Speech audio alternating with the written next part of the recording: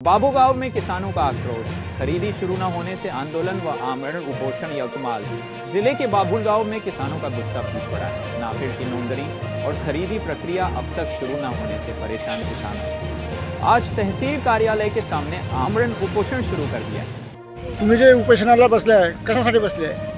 बाबूगाव तालुक्यातील शेतकऱ्याची परिस्थिती अतिशय दयनीय आहे। एकरी 1 किंवा 2 कोटी सोयाबीन होऊन राहिलं। अशा परिस्थितीत बाबूगाव तालुक्यातील सहकार क्षेत्रातल्या लोकांनी कोणती हालचाल न केल्यामुळं इथे अजूनसुद्धा नाफेडची सोयाबीन खरेदी चालू झाली नाही।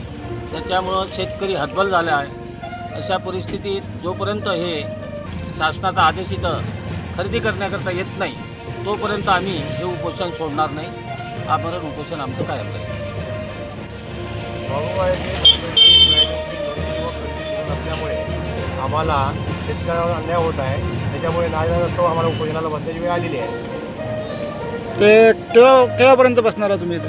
जोपर्यंत शासनाचा हातात आमच्या कपाची कागद येणार नाही तोपर्यंत आम्ही पुढे जाणार नाही।